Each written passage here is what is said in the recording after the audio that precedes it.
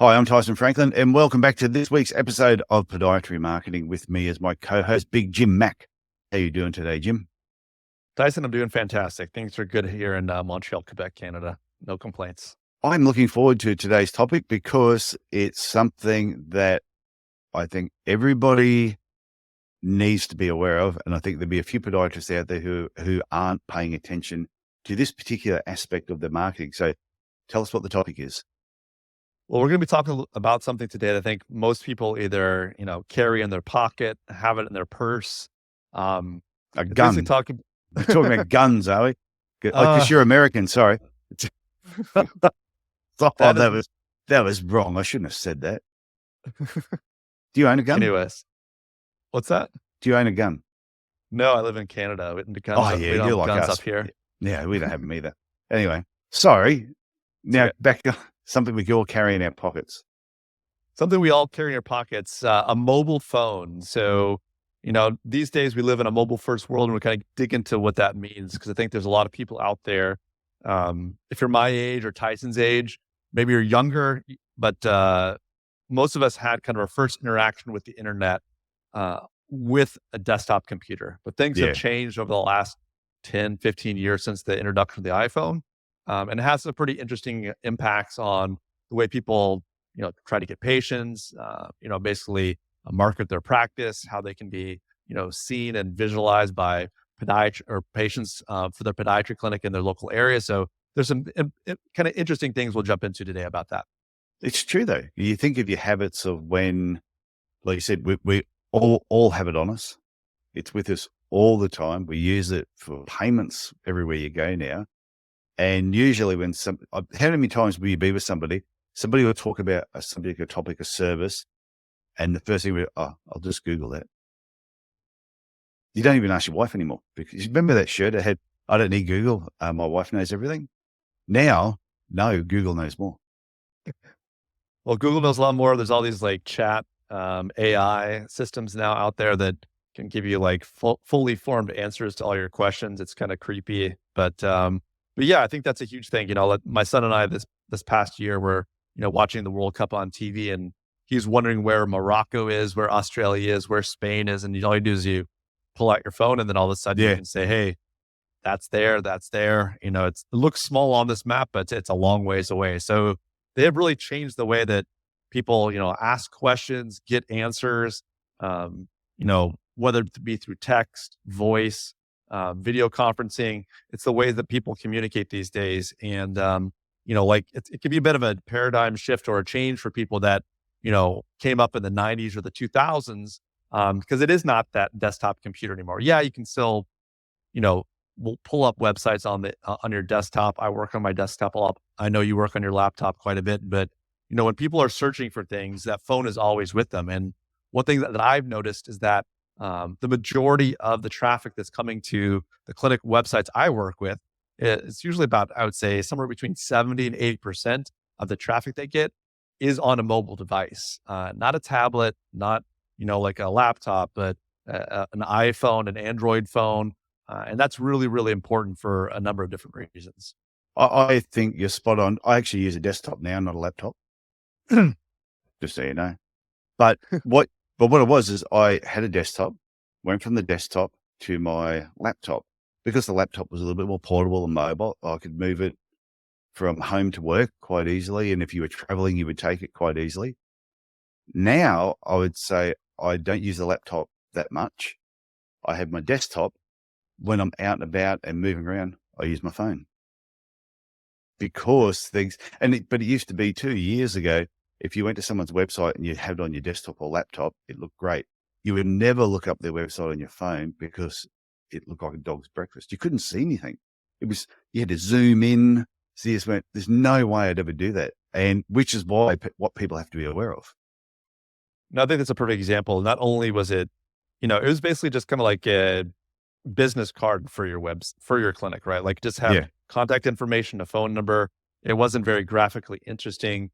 I also didn't load very fast back in the days. I remember when, mobile internet was something where it would take minutes for a website to load. And it was a very frustrating user experience. But now it's so fast on all these either through Wi-Fi or through these different mobile networks, it can really load quickly. So it's super important that, since 80% up to 80% of the traffic to your clinic website is coming from mobile, is that you have a very user-friendly mobile version of your website. It's probably more important than the desktop version. And that's it's a bit of a shift in mindset for people because we're so used to thinking, at least my generation is like website on desktop. And then, yeah, you Google things and you look at websites.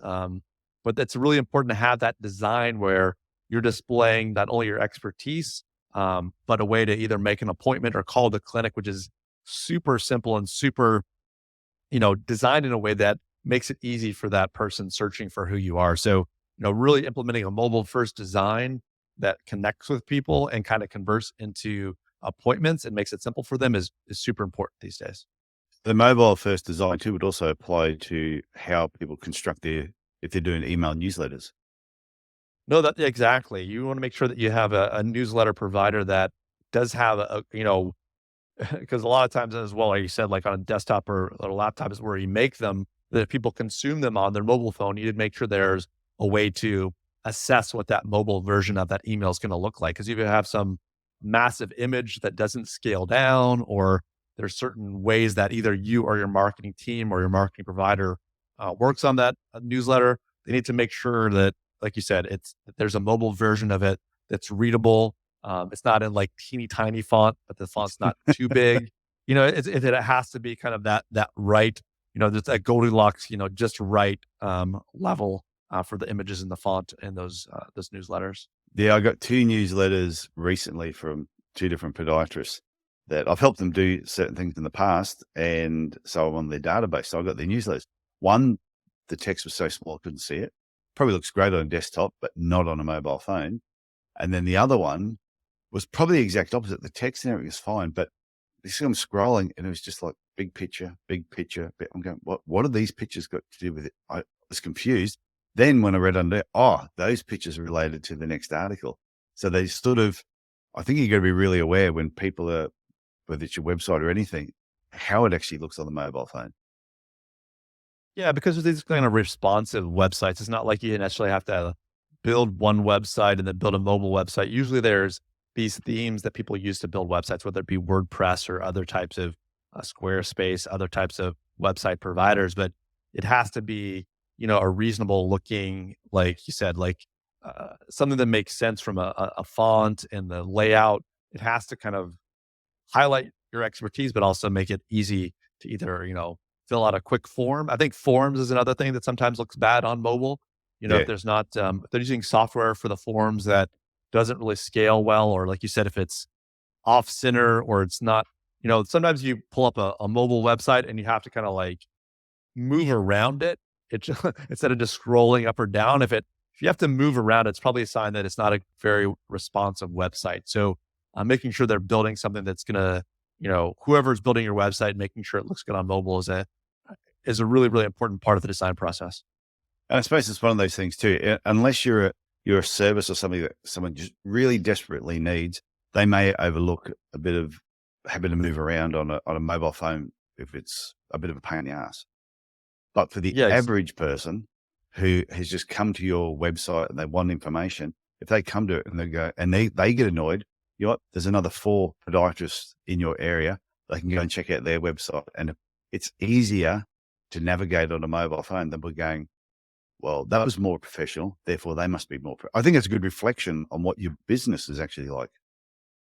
no, exactly. It's like, it's your chance to make that first impression, right? Like, we make digital first impressions these days. So if you're like people's clicking through like a link on Google or from Google business profile, or through an ad or through your Facebook, you want there to be this like seamless connection between those different sites onto your main website. And it has to be, one thing we touched about design a little bit, but also the speed is important.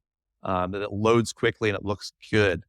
Sometimes, as kind of mobile internet gets faster and faster, this becomes less of an issue. But sometimes, if someone's only testing it, maybe a mobile device someone's developed your website and they're only testing it on a strong Wi-Fi signal, Yeah. you don't have to live too far away, but maybe there's a place that only has 3G or 4G and it's a little bit, the larger the images are, or if there's like a video that takes a long time to load on your homepage or something, that can be if it's 2 or 3 seconds longer than somebody really wants, it's like you said, if they're having to kind of sit there and wait for the website to kind of chug and load everything, people, especially the younger generation these days, are very impatient when it comes to letting things load. So I'm maybe it's two or impatient.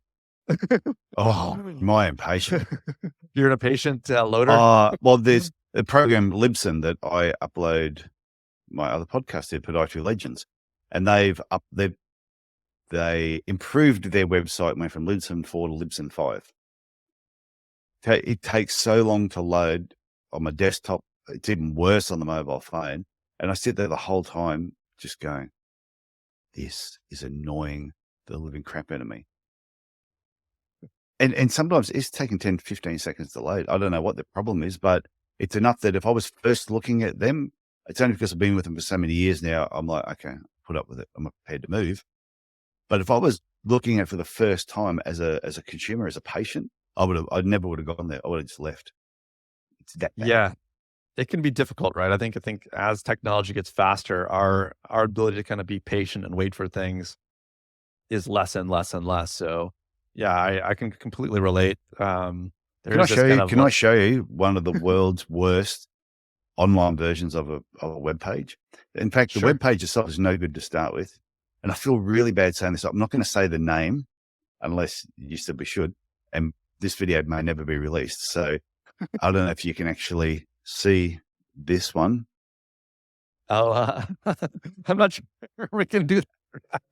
Is this the world's worst online mobile version of a website? I was showing someone the other day. We looked it up because I'm designing a new website, and I had a look at this one, and they went, "My God!" They said that is so bad, and so then we looked at the mobile version as well, and they went, "Well, that's even worse." And what made it even funnier, we joke around about. We have this guy called we refer to him as the doctor dude, because whenever there's sort of some doctor websites, he just appears. Mm-hmm. And he just pops up everywhere. He's just got the whole doctor look about him. Would you agree that that's a really, really bad version? Yeah, for sure. It's not, And we I can't think mention it, can we? they have a real, I'd rather not. I'm sure everyone that's listening to the podcast from the US knows probably the most archaic, oldest looking website in our profession. And I think it is one of those things where they've been around for so long that whether it's a financial thing, if they just don't want or don't really want to take all of their archives and update it into something more modern looking. But yeah, it definitely is not the best user experience for sure. Oh, it's terrible. But the magazine itself is great. No, it's a good magazine. No, for It sure. is a I've good written magazine. a few articles there. So yeah. Yeah, we're not talking about Women's Day. No, I haven't written any articles there yet. Maybe in the future. But so where should moving people along- start? Like, if there's a podiatrist and they're listening to this now and they go, "Oh my God, I better go and look at mine." They look at their website on their phone and they go, "Oh, it's not tidy. It is a bit messy. It's hard to navigate." What should they do? Yeah, I think before jumping into like the solutions, I think there's one other really important aspect of the kind of mobile first world we live in, and that's the real aspect that kind of understanding these mobile phones now have kind of two areas or two technologies within them that really help kind of pinpoint where you're located. Obviously, they all have GPS associated with them. You pull up Apple Maps or Google Maps or whatever, and you see that blue dot, and that's where you're at. But there's also a secondary way that they can kind of get a general idea of what location you're in. And that's what's called your IP address. And that IP address basically is tagged to every device that you have. And, maybe it's not your direct location, but they know that your computer connects to the internet in this general location. So it's important because, whenever you're looking at Google results or different types of results, whether it be for podiatrists near me or find your local barber or a Thai restaurant or something, they're pinging that either GPS or that IP address and giving you very relevant results. So, whatever you're searching for, your patients are also searching for. So being kind of locally relevant and understanding there is kind of a local component and a geographic component to your mobile device which provides different types of results, right? So if you're typing, how to fix your muffler, you're not going to get like a map and others. Maybe you get like car repair shops, videos about how to, DIY your muffler repair. It will be a little bit different than if you type in like podiatrist near me. So understanding that kind of that IP address or that GPS built into your phone is really affecting not only the results you're seeing, but also the results your patients are seeing, and they move based on what geographic location you're in. I think most people are savvy enough to realize that, but it can really impact that local visibility. If you're making Google ads, obviously, or different types of advertising, containing them in a certain GPS or certain IP addresses and certain zip codes are ways to promote your clinic. So knowing that these mobile phones have that capability kind of changes the game. It's no longer having to like put something into an ad into a newspaper and then know it's going to be seen by everybody in that city. You can really keep it to specific locations and geographic areas when doing your marketing or your ad buys online. They're amazing things. Like the mobile phones today, what they can do and what we're using them for. I can't wait to see what are we going to be using them for in the next 5 or 10 years. It's just going to be it will be your whole life. Will be on that phone. It's pretty close to it now. And I think at some point too, maybe, I don't know if it's going to be glasses. Obviously, there's these huge contraptions that either Facebook or maybe Apple's going to release one in the future. These like kind of like goggles or some type of like smart screen. That might be the next way that, maybe the phone will go away and we'll just have these glasses or something we put on our head to give us kind of either augmented reality, not necessarily VR, virtual reality, but I'll be interested to see kind of what that technology advances as well. That's also obviously mobile, but just a different, instead of us having the screen or that screen in our pocket, we have it, kind of a heads up display in a way. Yeah, because we're all going to end up with tumors in our leg. You never know, right? I remember that was something ages ago when talking about, because people holding the phones near the ear, what effect is that going to have with that, which is why they were recommending headphones. But anyway, getting back to 2023, back to reality, not in the future, what should podiatrists be doing? Are there a couple of solutions that they should be looking at or things that they can do to make changes and get the best out of their website? Yeah, I think that first step is really kind of like stepping back and kind of taking a look at your website from the perspective of a patient. So pulling out your mobile phone, maybe you're away from the office on lunch, or maybe you're off on vacation doing something, and just get a general sense of like, what is it like to kind of, let's say imagine you have a certain diagnosis or a certain part of your foot hurts, and you search Google or you search a search engine in your local area. What is that mobile experience you have on your phone if you're looking for a solution to that problem? Does it require like 8 different taps? Is the text small on your website when you're trying to find something? Maybe even hand the phone to a friend or your wife or to someone else and try to have them say, hey, like, imagine that you have heel pain and you wanted to make an appointment in my clinic. How would you do that? And watch them do that. Sometimes if we kind of, we know what we want to do on our website. Maybe we've used our website a lot of times, but for someone that's not familiar, how easy is it? Is it easy for your mom or is it easy for your grandmother to navigate that? So, having kind of a circle of people around you, kind of take a look at it. Obviously, you and your staff probably see it all the time, so it's second nature, but someone outside of your staff or yourself, just to kind of like get an idea what that looks like. And then, if things are going well, people are, 2 taps or they, allow them to be like critical. Obviously if they're too close to you, maybe they're just going to tell you what you want to hear. But I think it is important to kind of get a different perspective on what that mobile version of your website look like, because, if 80% of the traffic to your clinic is coming through there, that's a huge opportunity. If you get an additional 5 or 10% people to make an appointment, if you have, 10,000, if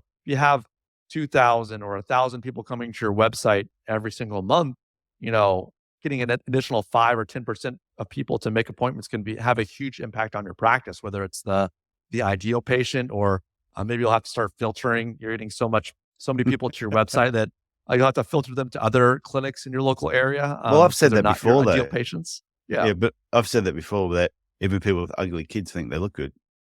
Yeah, with ugly No, for babies. sure. Because it's your baby. Your baby's beautiful. But for other people might look and go, "Oh," yeah, but because you see it all the time. And how many times have you read something, your staff have read, everybody who's so close to it reads it, it all seems fine, you post it, and then 3 days later you'll be looking at something you've posted online, your social media, Facebook, and you read it and you go, how did I not notice I've spelt that wrong? I mean, it's so wrong. And then you read it and it's so obvious that it's wrong, or you've posted it and someone goes, oh, do you know you've spelt this wrong? And it totally changes the context of what you said, but you read it 10 times. So I think sometimes if you're been looking at your own website for so long and navigating your own website, you know how it works. You just flick through it so quickly. Whereas, like you said, someone it's their first time experience, if they find it clunky or they're asking you questions, oh, so where am I supposed to go from here? Or what's this button mean? Then you need to do something about it. No, I think that's a good point. I think there's, I don't think we've talked about this in the past, but I think there's an opportunity for podiatrists to really, reconnect with some of their classmates or reconnect with some of their residency mates to really kind of like, have a little bit of additional communication and some constructive conversations around different topics, not only websites and things, but this is one topic you could bring up is, like what's working for you on your website? Would you mind taking a look at mine and, see what you think about it? And just getting some initial feedback from a podiatrist, maybe who's made a little more tech savvy. The other option too is, send us a message, go to podiatry.marketing, and I'm happy to give a little bit of constructive feedback to folks at no charge. Just say, hey, like this, and this probably could be improved. So yeah, definitely reach out, podiatry.marketing, send us a message, and I'm happy to give kind of some quick tidbits about things that I found that work. And I know that this is something you work on with your clients too when you're doing your coaching, Tyson. So there's definitely some opportunities there for people that are in the day-to-day like yourself and myself to really help some podiatrists improve their website so they can really capitalize on this opportunity as we kind of move into or kind of deal with this kind of mobile first world we live in now. Yeah. And some people may think, oh, I don't want to ask a question because I don't want to sound stupid. But they reckon the stupid person is the one who doesn't ask the question and continues to do the wrong thing. And this applies to your team as well.